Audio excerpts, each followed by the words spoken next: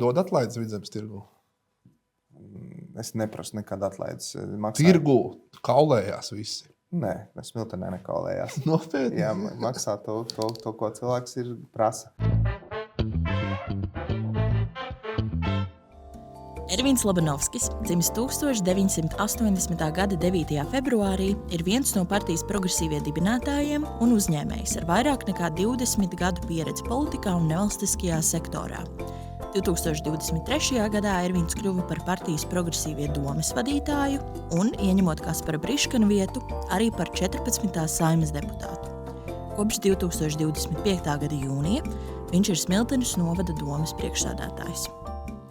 Paldies, Ervīn, ka atbrauci pie mums uz Rīgu no savas Smiltenes. Lūdzu. Cik kilometri brauc šodien? 125. Precīzi. Bet līdz Smiltenē ir nedaudz vairāk, bet es dzīvoju kāds 15 km uz Rīgas pusi. Okay. Labi, vienu faktu mēs nesam noskaidrojuši. Svarīgi, cik kilometri no Smiltenes līdz Rīgai, bet vai tu zini, ka nākamgad progresīviem būs jau 10 gadu jubileja? Dzimšanas diena tāda. Jā, 17. gadā mēs dibinājāmies. Februārī. Tad sanāk, 10 gadi. Vajadzētu kādu balīti. Bet, ja tā paskatāmies, tādi salīdzinoši jauni cilvēki sapulcējās pirms 10 gadiem ar lielu entuziasmu. Kā tev šķiet tādi progresīvo sākuma tie ideāli, kā tu biji iztēlojies, kāpēc tu tik aktīvi pievērsies politikai? Viņi ir sevi kaut kādā veidā attaisnojuši tavas cerības, kas bija pirms 10 gadiem? Jā, kopumā jā, bet es melotu, ka teiktu, ka tas, kā es biju iedomājies, kad tā arī notika, dzīvē daudz kas riktīgi savādāk notiek. Bet, ja apskatās tos 10 gadus atpakaļ, es domāju, ka progresīvie lielā mērā ir saglabājuši to kodolu, kāds bija. Protams, ikdienas politikā, ikdienas krīžu risināšanā un tam līdzīgi, viņas veda projām no tiem virsmērķiem. Un ik pa brīdi sev ir jāatgādina par to, kāpēc mēs vispār veidojāmies un kāds varbūt ir tas mērķis, ko 10 gadus atpakaļ mēs runājam, ka mums ir jādibinās nevis skatoties 4 gadus uz priekšu, bet 10 gadus uz priekšu. Un tagad tas būs pierādīts. Jā, es gatavojoties mūsu sarunai, paskatījos dažus video dibināšanas kongresā. Tevi necitēšu, citēšu sevi. Un, es tajā laikā stājos tribīnē un teicu apmēram tā, ka šobrīd Latvijā premjerministre bija Laimota Straujuma. Un bija diezgan kritisks par to, ka, manuprāt, tā ir garlaicīgākā valdība, kāda vien var būt. Premjeras ir garlaicīga Laimota Straujuma, trūkst politikā ideju, un progresīviem būs tāda misija pienest jaunas idejas. Jaunas trakas, tās, kas Latvijā tolaik, manuprāt, pietrūka. Bet šobrīd, skatoties to runu, man likās, viens kā gribētos tos laikus, kad politika bija tik garlaicīga, nevis trakie valda pār pasauli. Jā, vienmēr ir tas balans. Garlaicīga, jā, stabila, bet tā stagnācija, un otrs atkal haoss un neskaidrība un nedrošība, un ar to saistītie riski. Bet es arī paskatījos savu runu. Lielā mērā tas, ko toreiz teica un uzskatīja, man liekas, ka tas pirmkārt nāca no sirds. Mēs tiešām tā domājām, un mēs pie tā strādājam. Un vēl ar vienu zem katra tā vārda var parakstīties, jo mēs apvienojamies pirmkārt. Mēs gribējām veidot organizāciju, kas neiekārtajās pašās lamatās, kuras iepriekš. Tātad mēs vajadzēja organizāciju, kas vienojas nevis ap līderi, bet ap idejām. Cik līderi mainījušies, to varētu nosaukt. Kā jauna partija, progresīvie, cik daudz partiju vadītāji bijuši šajā laikā? Es varētu nosaukt, bet jautājums, vai mūsu skatītājs var nosaukt. Bieži vien, ja mums ir izteikts līderi partijas, vai ne, tur Šlēsers, Smiltēns, bet, ja mēs skatāmies progresīviem, bieži vien pat grūti pateikt, kurš tad vada to partiju. Un tas ir labi, tāpēc, kad mēs pārstāvam kopumu, mēs pārstāvam, protams, arī komandu un aktīvus cilvēkus, un ir arī līderi, bet tas nav galvenais. Un, ja ir problēmas, ja ir, piemēram, mēdz cilvēki kļūdīties, tad ir tas, kad šie līderi var nomainīties un nākt citi. Un galvenais ir ideju realizācija. Tas bija viens. Otrs, par ko mēs arī šodien jau iesākām runāt, ka jāskatās nevis 4 gadi, bet jāskatās 10 un vairāk gadu perspektīvā. Jāsaka, pirms 10 gadiem tā situācija bija nedaudz savādāk, bet tomēr es vēl ar vienu uzskatu, ka Ziemeļvalstis ir tāds modelis, uz ko mums vajadzētu tiekties. gan ekonomiski, gan sociāli iekļaujoši, gan attieksmē pret vidi, vispār savstarpējā kultūra un ētika. Un arī, manuprāt, mums tāpēc pēc mūsu vēstures un mentalitātes tā Ziemeļvalstu būtu tas, uz ko mums būtu jāiet. Bet tur ir jābūt arī noteiktām politikas rīkiem un lēmumiem. Okay. Klau, varbūt vēlāk arī parunāsim tādas ideoloģiskākas tēmas, bet nedaudz vairāk par tevi. Tu tiki pieteikts, un tā arī ir. Tu esi Smiltenes mērs, un tiešām pirms tam biji Saeimas deputāts. Un parasti tās karjeras attīstās tā kā otrādi. Nezinu, tu apvainosies vai nē, es to saucu par pagastveci. Bet parasti tie pagastveči kļūst par Saeimas deputātiem, tad, kad viņi nogurs savā pagastā, un viņiem ir salīdzinoši liels iedzīvotāju atbalsts, un tad viņus ievēl. Tev bija otrādi. Tu to sajūti kā tādu pazeminājumu amatā, tu no Jēkaba ielas uz savu Smilteni devies? Es gribēju iet uz Smilteni, tāpēc, kad tā lieliska pieredze parlamentā saprast un redzēt, kā tiek pieņemti lēmumi, bieži vien saprast arī, kā netiek pieņemti lēmumi, un tas bija diezgan apgrūtinoši. Bieži vien, kad tev jāpiedalās diskusijās, kur vairāk ir šovs, vai Saeimas diskusijās, kur pietrūkst satura. Un pietrūkst tā reālo lietu izdarīšanas sajūta. Un pašvaldībā, protams, ir uzreiz cits tas ritms, un tos lēmumus, kur pieņem, viņus ļoti ātri var redzēt. Viņi faktiski arī realizējās. Protams, ir tāpat izaicinājumi, ir kaut kāds tur reizēm ierobežojumi vai maziņš tas līmenis, bet no tādas sajūtas par to, ka man gribās kaut ko izdarīt redzamu, tas ir noteikti ātrāk. Es esmu politiku studējis, es viņu saprotu, ka procesi Saeimā un arī likumdevēji, viņi jāskatās ilgtermiņā, bet tā tīri personīgi. Šobrīd es realizējies jūtos labāk šeit, novadā. Šeit novadā. Jā. Bet, manuprāt, tu esi viens no tiem cilvēkiem, kurš lauž stereotipus, ka progresīvie tādi rīdznieku lattes, kafijas lattes dzērāja partija. Tu esi cilvēks, kurš ir jau vairākus gadus laboju, ja es kļūdos. Man garšo espresso. Jā, espresso. Un nodarbojies arī lauksaimniecību. Tu esi cilvēks no laukiem. Tu sevi tā arī identificē, vai tu vēl joprojām?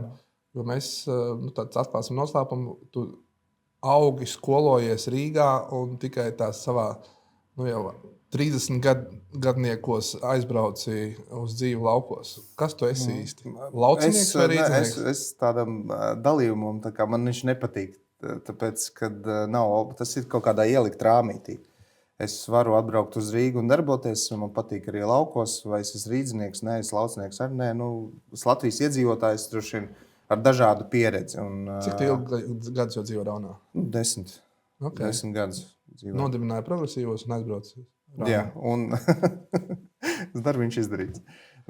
Protams, kā teica Saeimā, tad pa kaut kādu pusi nedēļu es dzīvoju Rīgā un tad braukāju atpakaļ uz mājām. Man ir ļoti daudz atmiņas par tevi, kad tu biji vēl bez bārdas. 17, 18 gadi, kad tev bija, mēs esam vienaudži. Tev mums 25?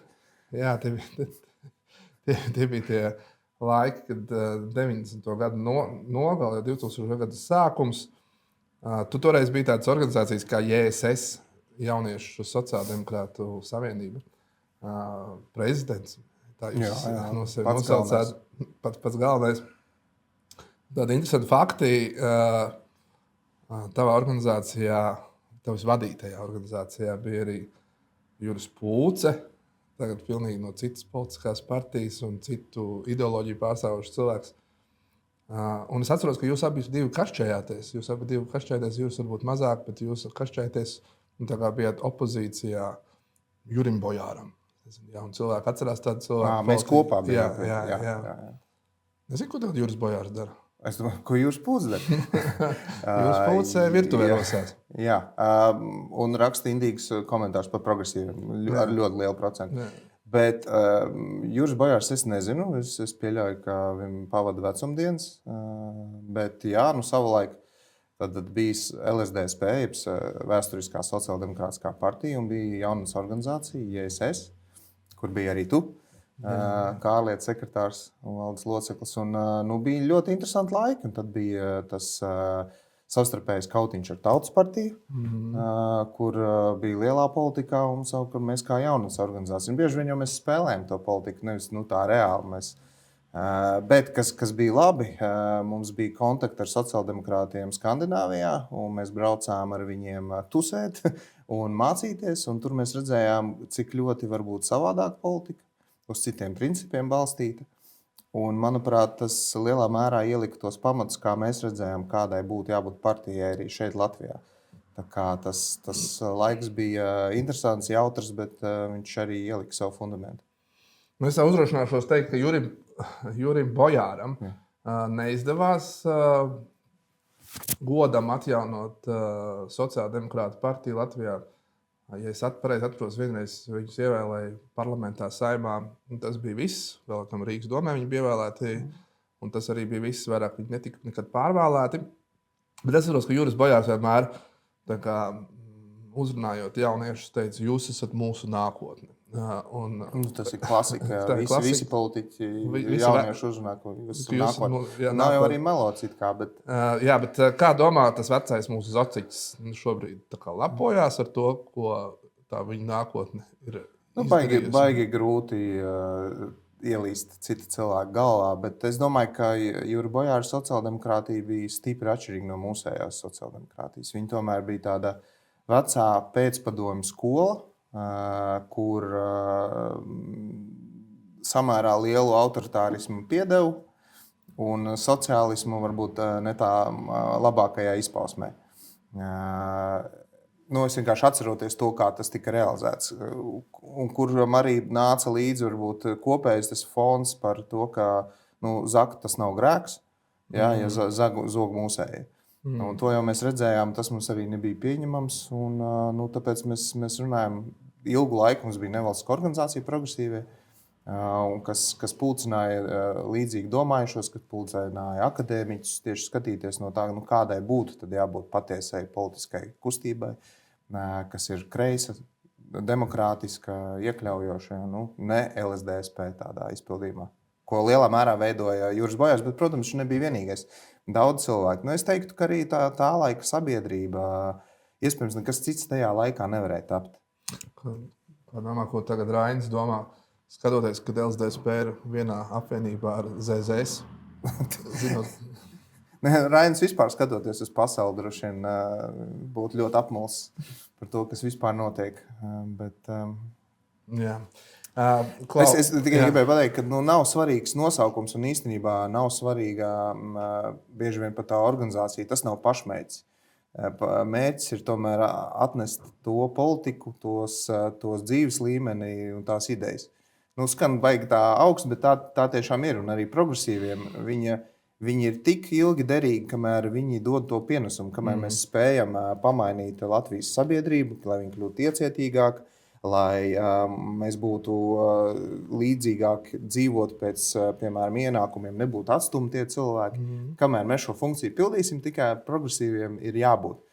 Tik līdz mēs pārstājam, tad droši vien pienācis laiks kaut kam citam. Ko tu saki par tiem vairākiem dažādiem interpretējumiem, tādiem izteicieniem, ka visi mēs piedzimstam un gados jauni esam kreisi noskaņot, bet tad, kad mums izaug vārdas, pārsvarā kļūstam konservatīvi. Un, ja tu joprojām esi savā pusmožā vai tādā spēka gados kreisi, tad ar tevi kaut kas nav kārtībā. Es domāju, tā ir tāda jaukšana lietu. Skaidrs, ka cilvēks ar gadiem kļūst ne tik fleksibls pret pārmaiņām. Un tas nav tas pats, kas kreis vai ne. Viņš jau var arī būt kreis un nepieciešams pārmaiņas uz otru pusi. Viņš ir tikpat labi pretosies. Tā kā tas, ja tu redzi, ka kreisā politika strādā un viņa ir vajadzīga, tad to tu pieturi.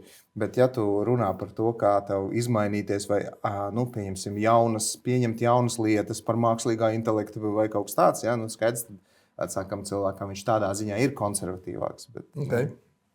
Klau, man ir daudz, pieļauju, ka arī tev daudz atmiņas no progresīvo tāda rašanās laika. Man ir tāds apmēram gadu 2022, kad progresīvi jau tika dibināti, mēs bijām salīdzinoši vēl nezināma partija uz Latvijas politiskās skatuves. Un tāds komisks gadījums, lai viņam viegli smilts, man tēvs zvana, viņš vienmēr man sauc par Mārci. Viņš man teica, Klau, dēls, es jau zinu, ka tev ir sieva, 2 bērniņi. Jā, bet man draugi prasa, tavs dēls tos progresīvos veido, tos dēliņš viņš nav gejs. Un ko man viņiem visiem atbildēt? Es viņiem teicu, tā arī atbildi. Kā tu uzskati? Nē, klausies. Es tagad domāju, bet ir taču tik daudz stereotipu. Bet kā tu jūties Smiltenē? Tev nav kaut kādi dīvaini šādi arī jautājumi, jo progresīvais Smiltenē, tu esi, kā tu sauc, lauksaimnieks, zemnieks vēl pie reizes. Protams, sociālajos tīklos bija tā, ka mēs tur rīkosim praidu un tam līdzīgi. Bet es teiktu, ka rīkosiet praidu Smiltenē? Nē, nerīkosim. Ja komuna vēlas, tad mēs nelieksim, bet tā apzināti speciāli nē. Bet es teiktu, ka bieži vien jau tāds arī kaut kāda naids vai aizspriedumi rodas pie tā, ka nav atklāta dialoga un nav piemēru. Un tad, kad arī, piemēram, šādiem cilvēkiem atklāti konfrontē jautājumu, kas tad, par ko mēs runājam, kas tad tur ir slikts, tad liela daļa vienkārši nonāk līdz, ka nav jau nekas tie argumenti. Viņš jau pats pasaka tos argumentus, un viņš saprot, cik viņi ir muļķīgi. Bet, nenoliekšu, man jau tēvs arī bija dibinātais progresīvos, lai nāca atbalstīt, ka viņš faktiski man uz šo veidojumu. Viņam arī bija aizspriedumi, un tas bija mums ģimenē diezgan bieži tāds strīda objekts, kad vienā brīdī kāds no mums aizcir durvis un aizgāja un tā kā nerunāt. Tā kā sabiedrība mainās, cilvēki mainās, citreiz aizspriedumiem nevar tikt pāri, ko darīt. Parunājam par Smilteni nedaudz. Atpūtināsim smadzenes no tās mūsu nacionālās politikas. Ja es tagad iedomājos Latvijas mazākas pilsētas, piemēram, Skrīveros man asociējās, tas ir, gotiņas, konfektes, Carnekāvā, stereotipaini, nēģi. Kas ir Smiltene? Es zinu, ko tu gribi pateikt. Stereotipā. Kā tu māk lasīt manas domas? Jā, iespējams. Kas ir Smiltens? Smiltens novads ir latviskākais novads Latvijā. Smiltens novads robežojās ar Igauniju, bet mēs esam 30 km tālumā no Krievijas arī, bet mums nav robeža. No Smiltenes novada nāca Ojārs Vācietis. Viņš arī no Carnekavas nāca.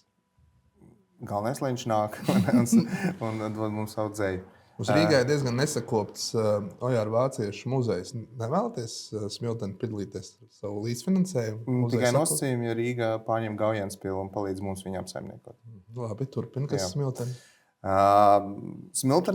No Smiltenes nāk daudz cilvēki, kas ir ar inovācijām. Piemēram, mums ir pirmais Baltijā bijis tāds hidrauliskais dambis regulējumais. Mums ir Smiltens piens, pie mums ir kā liels uzņēmums. Tops. Topa dibinātājs. Jā, arī nāk no Smiltenes. Tops ir, man liekas, katrā ciematā bija svarīgi pateikt, ka tieši īpašnieks. Mums ir Limonijas ordeņā rezidence. Raunā. Kāpēc tu tā pateici? Es zinu, ko tu domā. Es zinu, ko tu gribi, lai es droši vien par kādu mūzikas novirzienu tu vēlies country? Tad nē, country piezīmes Bauskā ir. Pie tā arī paliksim. Ok, es arī skatoties tavas internetā domas sēdes, jūs ļoti daudz runājat par mājokļu politiku. Vai es pareizi saprotu, ka jūs būsiet viens no tiem novadiem, kas šobrīd tādā privātā partnerībā kopā ar uzņēmējiem, atbalstot uzņēmējus, būvēsiet daudz dzīvokļu mājas Smiltenēm? Iespējams, tur mēs gaidām, kāds būs izmaksas. Februāra vidū būs zināms, cik tas viss maksās, un tad mēs paskatīsimies savu budžetu un sapratīsim, vai mēs to vispār varam atļauties. Bet cik tu liktu likmes? 50/50. Tāpēc, ka tur daudzi gaida to reāli. Jo tur tas loks, no kā viņš var staigāt, cik pa īri būtu pašvaldībai jāmaksā, ir diezgan liels. Tie būtu īres dzīvokļi, ja? Jā, tie būtu īres dzīvokļi. Bet, tā ir liela problēma. Mums ir spēcīgi uzņēmumi. Mums tiešām ir ļoti zems bezdarbs. Mums ir 3% bezdarbs. Un mums ir iespēja dabūt jaunus cilvēkus, darbspējīgus cilvēkus. Bet, nedara jau mūsdienās tā, ka tu atrodi kojas. Kādam varbūt der, bet kopumā jau cilvēki grib dzīvot tā kā labos dzīvokļos. Un tad veidojās tā situācija, ko cilvēks lai dara. Tad viņš var vai nu izīrēt. Tādu mums īsti nav, kur daudz kur izīrēt. Tad varbūt viņš var uzbūvēt savu privātu māju. Bet tad viņš aiziet uz banku. Banka paskatās 125 km. Nedod. Nē, vai arī zemes vērtējums. Kaut kas sāk atdzīvoties un parādīties. Piemēram, tad Altuma šobrīd piedāvā kreditēšanas programmu, kur tā kā palīdzētu. Viņi arī piedāvā 70,000. 70,000 ir labi, normāli privāta māja ļoti grūti uzcelt. Un līdz ar to tas cilvēks nonāk tādā izvēlē, viņam it kā tā gribētos, bet apstākļi nav. Tad viņš dosies uz citurienu, kur šie mājokļi ir. Jo tirgus mums nestrādā, mums tirgus nekad nav strādājis. Un tā vispār, man liekas, ir viena no lielām Latvijas problēmām arī Eiropas Savienības plānošanā. Ka visi fondi, visas pieejas ir ar to domu, ka tirgus ir funkcionējuši. Mums tirgus nefunkcionē ļoti daudzās lietās. Un tad mums rodās problēmas ar iepirkumiem, ar visādiem atbalstiem un tam līdzīgi. Un tur vajadzētu kaut kādus izņēmumus, man liekas, Eiropas Savienības līmenī, kur speciāli atrunā, ka tur, kur tirgus nestrādā, ir cita veida, vai likmes, vai atbalsta veidi. Jo, piemēram, šobrīd mēs redzam labus signālus no Valmieras. Tur tas mājokļu tirgus sāk atdzīvoties. Bet pie mums viņš vēl nav atnācis. Principā, agrāk tika teikts, ka riņķī ap Rīgu ap 100 km bankas salīdzinoši droši kreditē ar 150 km tā piesardzība. Tālāk viņi nemaz neskatās. Es te nerunāju par izņēmumiem, piemēram, Liepājā. Tur pat es esmu daudz kur runājis, un manuprāt, ir jāpārliecina, jāspiež bankas mainīt pieejas. Jo ko viņš šobrīd dara? Viņš paņem, pastāstās nekustamā īpašuma vērtību, un tad no tā mēģina tā kā kreditēt. Nevis skatās, cik tas cilvēks pelna, cik viņš ir perspektīvs. Tur, kur tirgus nestrādā, tur vērtība ir vienam tāda, otram tāda, viņa vispār nav. Un viņi ņem uz šo absurdu, un viņi faktiski pat neļauj tirgam izveidoties. Jo, ja cilvēks ir gatavs celt par to, ka tas maksā, viņš uzceļot to tirgu sāk veidot. Un šis ir tas absurds vai strupceļš, kur mēs ilgstoši atrodamies. Cik apmēram, ja izdosies februārī, būs zināms atbilde, cik apmēram pirmie dzīvokļi varētu būt Smiltenē uzbūvēti kopā ar pašvaldību? Mēs šobrīd ceļam Altuma māju, kur būs ap 40 dzīvokļi. Tā jūs šobrīd jau ceļat? Jā, šobrīd viena ceļ. Tā saucās zemās īres dzīvokļi. Jā. Cilvēki kritizē, viņiem taisnība, tas nebūs zemās īres, tie būs īres dzīvokļi. Savukārt, kur mēs runājam par to, kas būs PPP, tur var būt 48 dzīvokļi. Okay, Vēl mēs esam vienojušies ar vienu privātu investoru, ka mēs noslēdzām ar viņu sadarbības līgumu. Ja mēs izbūvējam ceļa posmu, tad viņi uzbūvē daudz dzīvokļu māju. Apmēram, cik tur? Tajā līgumā mums notiks, ka minimums 15 dzīvokļi. Cik tieši to mēs... Tas nozīmē, ka apmēram tie varētu būt 100 ģimenes, ja viss izdodas. Daļa no viņiem ir tā kā vienistab dzīvokļi, kas varbūt tieši ģimenei vēl ne, bet tādi jau tad būtu tas mūsu novadā tāds scenārijs. Sākumā tu atnāc uz īres dzīvokli, kas labā kvalitātē, tu saproti, ka tev šeit patīk, tev piesakās bērni, tu zini, ka tā ir laba, droša vide, kur viņas skolot un laist bērndarza, un tad tu pārcelies uz privātu māju. Jo, protams, tāda veida pilsētā kā Smiltene, vismaz šobrīd, privāta māja ir tas, kas dod tev to labo, un tur pietiek gan zemes, gan infrastruktūras un tā. Parunājam tagad par Raunu, mazāk par Smilteni. Tu pats esi, protams, no Smiltenes novada, bet tavs lauka īpašums ir tuvu Raunai. Es neatceros, vai tu pieteici vai nē, ka tu tev pieteici tā vairāk kā politiķu, bet tu esi arī lauksaimnieks, zemnieks. Es esmu agromežnieks. Es saukšu lauksaimnieks. Sauc, bet es esmu agromežnieks. Vēl es tev varu pasaukt tā par sultecinātāju. Tā ir agromežniecība. Labi, sultecinātājs. Es tādas lasot leģendas, skatoties, kur Latviju dzērieni nonākuši, tad tāda izsanākā leģenda ir par Allažu ķimeli, kur esot iecienījusi Elizabete II, jeb karaļnams. Saki, lūdzu, bērzu sulas, ko Darini tu, uz kādiem galdiem ir pabijušas? Uz daudziem. Es pat nezinu visu. Man nav informācija, vai viņi ir bijusi... Varbūt sīrups arī, nezinu, kādās Parīzes restorānos. Itālijā vienā Michelin restorānā ir tas liels sasniegums kaut pie Turīnas. Bet tā nav pašā Turīnā, viņš kaut kur ārpus. Bērzu sula vai sīrups? Sīrups, jā. Un Itālijā mēs tirgojam dzirkstošās bērzu sulas zem cita zīmola. Okay. Mēs uz Ķīnu regulāri vedam, uz Šanhaju. Tāds neliela jogas studija, bet mums tas pasūtījums liels. Un pēc mūsu receptes taisa Aļaskā bērzu sulas. Lūk, par to Aļasku. Protams, es to esmu kaut kur dzirdējis.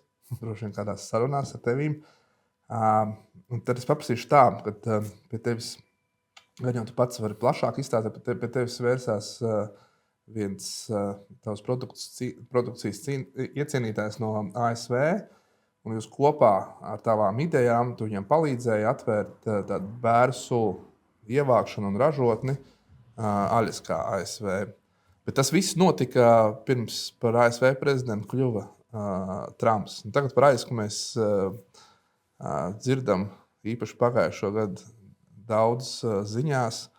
Ko tavs biznesa partneris no Aļaskas šobrīd? Viņš ir demokrāts, bet Aļaska kopumā ir republikāņi. Un man pirms 2 gadiem sanāca tur arī aizbraukt. Un es pat arī tikos ar vienu tādu ietekmīgu republikāni, kurš ir atbildīgs par Arktiku. Tagad, nezinu, vai viņš tur ir tajā ārprātā iesaistīts vai nē.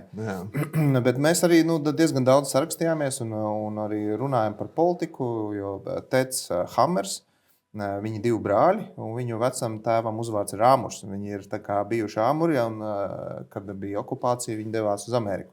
Un tad pāram angliskojās pa Hammeriem.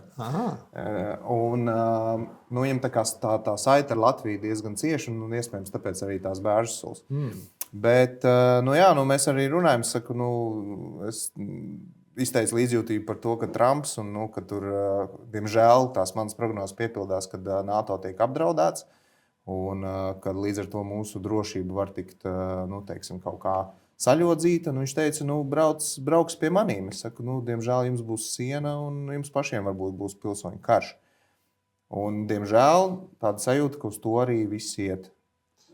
Bet, mēs ik pa brīdi sarakstāmies. Viņš arī uzrakstīja, kamēr AIS, vai kā viņš sauc, nav viņu deportējis apakaļ uz Latviju, tad tikmēr viņš turpinās tās bērsulas. Trešajā paudzē. Jā, protams, viņš ir Amerikas pilsonis. Okay.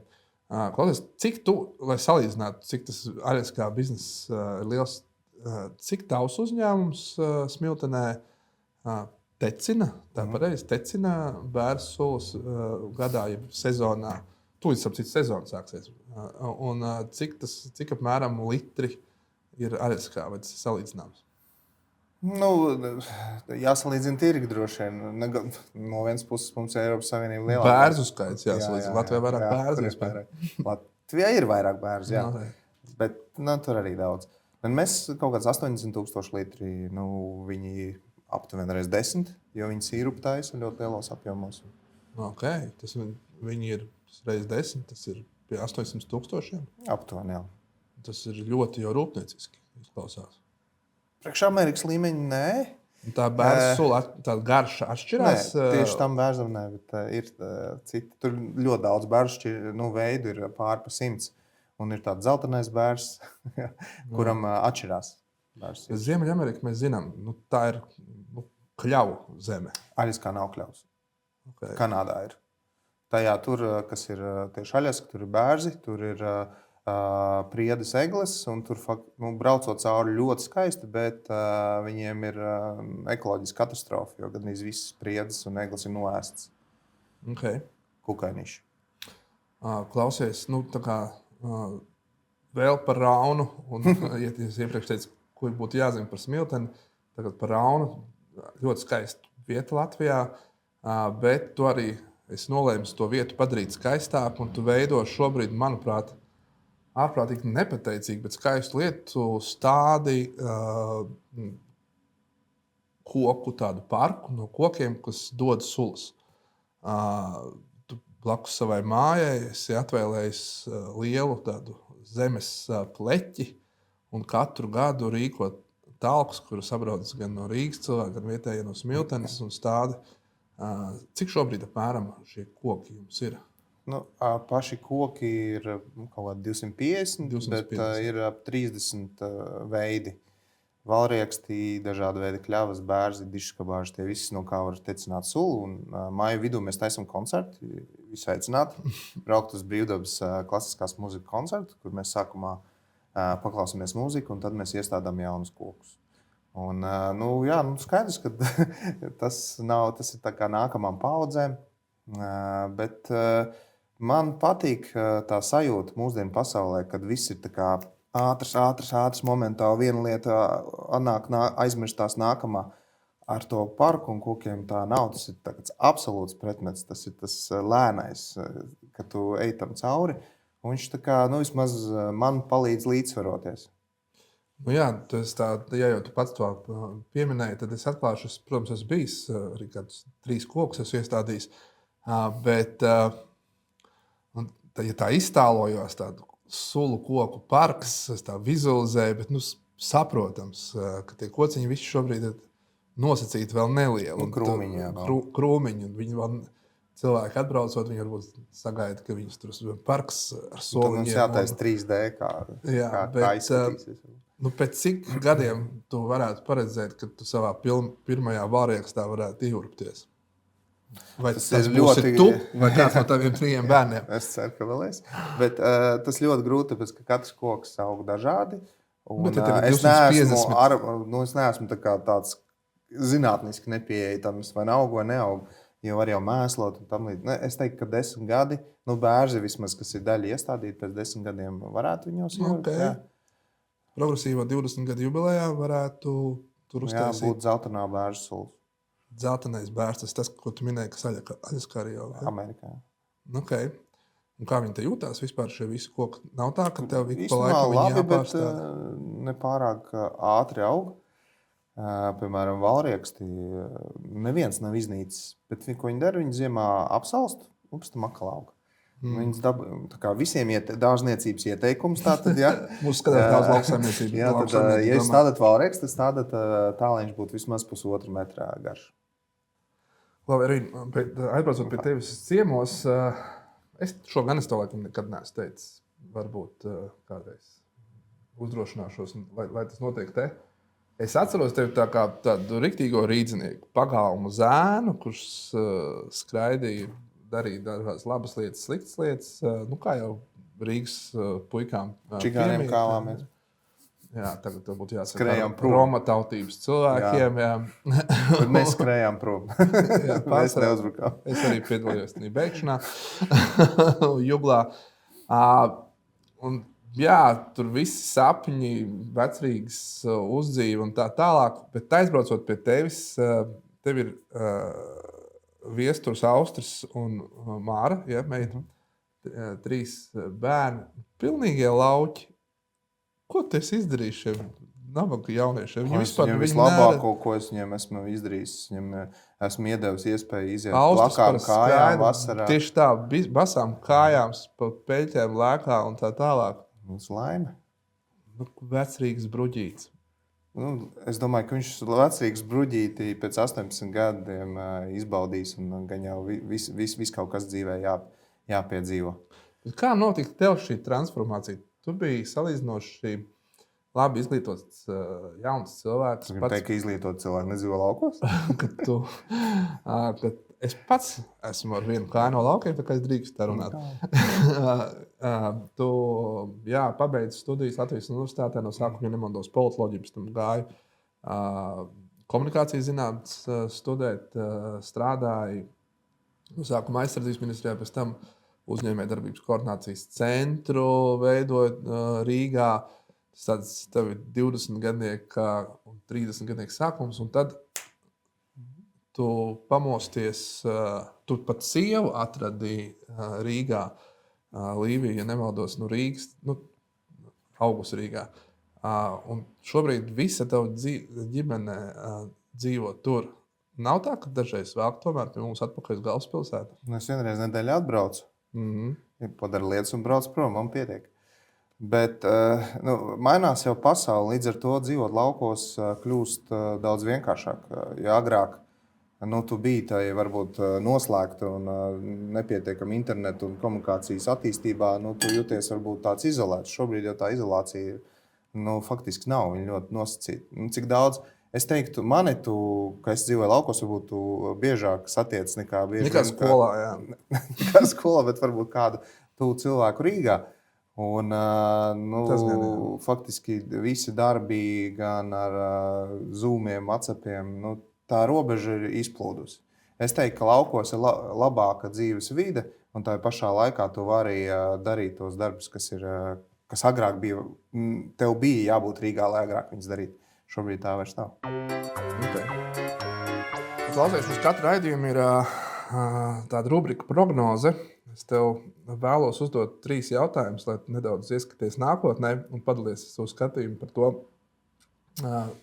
Droši var atbildēt arī plašāk. Tātad jautājums numur 1.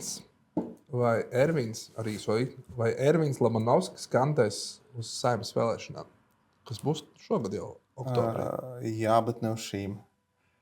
Jā, bet ne uz šīm. Jā, es esmu devis solījumu gan vēlētājiem, gan arī progresīvu komandas biedriem Smiltenē, kad, ja es kļūšu par mēru, es visus 4 gadus arī nostrādāšu. Sievai Līvijai nav izredzes izrauties atpakaļ uz Rīgu. Ne, un viņi vairs negrib. Es izturēju, un viņi vairs negrib. Tas gan ir pēdējais jaunums. Labi. Kas ilgāk būs amatā? Ervīns Lamanovskis kā Smiltenes mērs vai Evika Siliņa kā premjera? Ervīns Lamanovskis. Tā viennozīmīgi. Jā. Tu kaut ko zini vairāk nekā es? Vēlēšanas nāk, un es ļoti apšaubu to, ka nākamo valdību veidos vienotības premjers. Okay. Bet savukārt tu, es zinu, ka jums Smiltenē ir salīdzinoši sadrumstalota tā koalīcija. Kopā jūs esat ievēlēti, ja nemaldos, 5 saraksti. Iespējams ir kurā brīdī tev bērs sulas sezonas laikā, kamēr tu pat nepamanīsi. Sulas tek, pak, tu maini spaiņus un tu vairs neesi mērs. Visādi var notikt, protams, bet pagaidām koalīcija ir stabila. Okay, cik jūs esat partijas koalīcijā? Protams, mums tā līnija par koalīciju un opozīciju ir izplūdusi. Nav tik cieši kā Rīgā vai tam līdzīgi. Un cenšamies iesaistīt visus tajā lēmumā. Tā tev būtu jāsaka, kā mēram. Jā. Tā arī ir. Okay. Bet tagad, piemēram, par budžetu mums bija diskusija, pilnīgi arī visus mēs iesaistījām. Un kā nobalsoja? Nav vēl nobalsojums. Varbūt balsos pret, bet piedalās, palīdz budžetu veidošanā. Kas jūs esat koalīcijas partijas? Tā sadarbība mums ir ar Jauno vienotību, progresīviem un zaļajiem. Bet jāsaprot tā specifika, ka nevienmēr tajos sarakstos ir arī šo partiju biedri vai varbūt pat nemaz ideiskie domu biedri. Jā, tās ir platformas, ar kurām startē. Labi, un trešā prognoze, arī tā, redzot, ka varētu prognozēt, ka no mūsu intervijas varētu izrietēt jautājums. Tu minēji, ka tavs mērķis, lai Smiltenes novads būtu augošs, mēs runājam api, jūsu mājokļu programmu. Cik cilvēku 2028. gadā dzīvos Smiltenes novadā? Cik šobrīd dzīvo? 17,680. Jā. 28. Tas ir pēc 2 gadiem. Kad sāks strādāt nākamais sasaukums. Tas ir pēc 3 gadiem. Jā. Mēģis būtu 18,000, lai mēs pietuvotos tam, kā ir Wikipēdijā man šķiet rakstīts. Labi. Super. Klau, man ir vēl daži jautājumi. Viens no tiem, es nezinu, vai mēs viņu uzdrošināsimies iekļaut, bet es vēlos parunāt par tādiem amizantiem, kā dibināt partiju rubrikā. Ja? Apmēram. Progresīvie radās, tu jau minēji pareizi, 2017. gadā, un tās atmiņas kaut kur būtu jāpiefiksē, jo dažādi stāsti, kā tas bija. Pirms tam bija tiešām sabiedriska organizācija progresīva, kas strādāja vairākus gadus, izdeva biedrībā, izdeva gan literatūru, gan akadēmiskas diskusijas, bija literatūra tulkoja un tā tālāk ārvalstu. Tad akadēmiska biedrība tāda. Un tad mana pirmā atmiņa bija tāda, ka tāda cilvēka kā Ansis Dobels un tu spēlēji ar mani skvošu. Mēs tikāmies reizi nedēļā un neatceros, tu vai Ants tādā atpūtas brīdī teica, Klau Mārtiņ, mēs parunājam Māru Graudiņu, mēs te trietā esam izdomājuši, ka jādibina februārī partija. Saruna notika kaut kādā decembrī, ja nemaldos. Beidzot jādibina tā partija. Un tik vienkārši tā. Es teicu, klausies, kur tik ātri, kur tāda steiga? Un jūs trīs gudrie teica, tāpēc, kā paristi, ja Daniels Pauļuts dibinās arī partiju, un viņi dibinās augustā. Mums jāpaspēj ātrāk. Es neatceros, ka tā bija. Neatceries skvošu vai šo sarunu? Šo faktu. Man liekas, ka bija savādāk. Faktiski, tad, kad mēs uzaicinājām mūsu sarunām arī par, mēs aizgājām un atceros, kad mēs jau pateicām, ka mēs jau dibināsimies kā progresīvie. Un tas tika pieņemts pirms, zinot, ka viņi dibināsies. Jo viņiem bija tā piecinieka grupa Saimā, kas beigās aizgāja atpakaļ uz Vienotību. Un nebija tā, ka mērķis bija ātrāk par viņiem nodibināties. Varbūt pēc tam jau, kad tas jau bija zināms un mēs gājām, varbūt bija kaut kāds teiks par papildu motivāciju, ka mēs vairs nevaram tā kā atslāpt. Bet mēs jau ilgstoši runājam, ka jābūt progresīvai, tādai sociāldemokrātiskai partijai, bet visu laiku jau saprast, lai taisītu tādu, Hermans vēl nav sapratis, ja, bet tu taisi partijas tomēr ir milzīgs darbs, milzīgi pašu uzupurēšanās, ļoti lieli riski. Un tur ir tik daudz lietas, kas tev jārisina. Un savās dzīvēs, kad tev vēl tikai mazie bērni piedzimst, mēs sapratām, ka tas ir ļoti grūti. Un Māris Graudiņš faktiski bija tajā brīdī tas, kurš tā kā palīdzēja pieņemt lēmumu. Ja viņš teica, es gribu kandidēt uz Jūrmalas domu pašvaldības vēlēšanu, es negribu nevienā citā sarakstā, tikai progresīvajos. Jo tas idejiskais formulējums jau bija noformulējies. Mēs bijām dombiedri, mums bija jau tā, es teiktu, kritiskā masa, tāpēc arī sanāca nodibināt. Pašā dibināšanas kongresā, kā tu atceries, mums jau bija tāds, mēs bijām nervozi, vai atnāks cilvēku. 224, manuprāt, biedri atnāca. Jā, un mēs saucām, organizējām domu biedrus un tam līdzīgi, un sanāca. Jo tā latiņa ir 200 cilvēkiem jāatnāk uz dibināšanas kongresu. Jā, un kas notariāli jāparaksta. Jā, es atceros, tajā laikā nebija vispār nekāds finansējums, cik mēs tur, tur katrs savu kabatas naudu atļāvāmies, tur noirēt zāli. Un nebija nekāda mēdīja, un tu vienīgais, kas bija tāds uzsaukums Facebookā, nāciet pievienoties. Bet tas ir diezgan riskanti, Ervīd, jo, ja skatoties, es skatos, kā šobrīd tās jaunās partijas veidojās, ko tur liekties, bija tāds kodols cilvēki, tie, 10, varbūt pārdesmit cilvēki, bet uzsaucot tādus uzsaukums, tu pasakot, ka dibināsim tādu kreisi. Noteikti atnāca arī partiju, cilvēki, kuri atnāca savu izpratni par to, kas ir organizācija. Un iespējams kāda arī merkantila apsvērumu dēļ. Mēs jau nevaram, man liekas, ir kļūda pieņemt to, ka atnāks viens politiskais spēks, viņš būs pēkšņi pilnīgi atšķirīgs no sabiedrības. Viņi ir atspoguļo sabiedrību, tikai varbūt kaut kādu daļu. Un tad ir jautājums, kādi paškontroles mehānismi, lai tos cilvēkus, kuriem nav šie, lai viņus atsijātu, lai viņus neļautu viņiem uzurpēt varu. Un to mums šādi izaicinājumi bija. Un diezgan daudz. Un, manuprāt, mēs ar to tikām galā. Un tā ir tā galvenā skola. Bet kā mēs tikām galā? Man jau šķiet, ka tas galvenais, kas mums palīdzēja, varbūt toreiz es ļoti dusmotos uz sevi, ko es tagad saku. Mēs patiesībā pirmos gadus bijām tā sauktā 1-2% partija.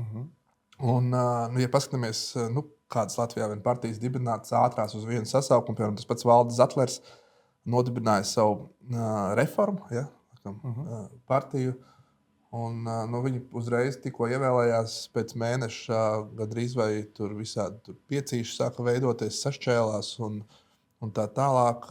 Iespējams, tas tieši labi, ka tā partija ilgu laiku auga pamazām un turējās tādā badā. Un tur neviens tāds īpaši godīgs cilvēks varbūt uzskatīja, priekš kam tu kāda jēga. Tātad tīrs karjerists neizvēlētos, protams. Tātad nāca cilvēki lielā mērā, kas iedziļinājās, kas ticēja. Un tas noteikti šis te fundaments ir palīdzējis viņai izaugt tādu, kā viņa ir. Jo, ja būtu uzreiz populārs līderis, kā Arbandažs, ko jūs paņemiet kādu populāru līderi? Es saku, nē, mēs to nedrīkstam darīt. Mums pašiem ir jāizaug, mums pašiem tiem ideju nesējiem jākļūst par populāriem līderiem. Viņi jau ir, sākot no Andrus Šojājevs, Lāce, Mārtiņš Staķis. Viņi šobrīd ir izauguši. Pirms 10 gadiem Šojājevs gan nebija vēl partijā, bet kurš zināja Šojājevu? Arī Mārtiņš Staķis, kurš zināja, ka viņš tādās šaurākos lokos, ka viņš veiksmīgs uzņēmējs. Respektīvi, cilvēki nāk, cilvēki būs dažādi, un arī nākotnē pieļauj būs arī cilvēki, arī progresīvos, bet tāpēc mums jābūt augstiem šiem standartiem, un īstenībā sev iekšēji jābūt gataviem kādā brīdī pateikt, nē, tā nevar. Es tev pazīstu, mēs kopā esam darījuši, bet nevar tā. Nedrīkst būt pārāk liels pielaids. Okay. Bet noslēdzošs jautājums. Tagad runājam par atpazīstamību. Ervins Labanovskis Smiltenes novadā 17,000 iedzīvotāju vidū. Cik cilvēku apmēram tevi atpazītu? To es nezinu. Bet, kad tu aizēji brīvdienās uz tirgu, kad līdzīgi kā Raimondam Paulam dod atlaides Vidzemes tirgu? Es neprasu nekad atlaides. Tirgu kaulējās visi? Nē, Smiltenē nekaulējās. Nopietni? Jā, maksā to, ko cilvēks ir prasa. Bet es sveicinos, jā. Tā, tur sanāk. Un tad, kad es biju Saeimā, man šeit īpaši neatpazīst, bet tagad atpazīst, jā. Okay. Un es to ik pa brīdi aizmirstos, un tad jāatgādina sev. Labi, paldies tev par sarunu, un lai labs ceļš uz mājām uz Smilteni. Paldies! Paldies, ka pieslēdzies raidierakstam Prognoze. Ja vēlies vairāk šādu sarunu, atzīmē ar patīk, dalies ar epizodu un abonē. Tiekamies nākamreiz!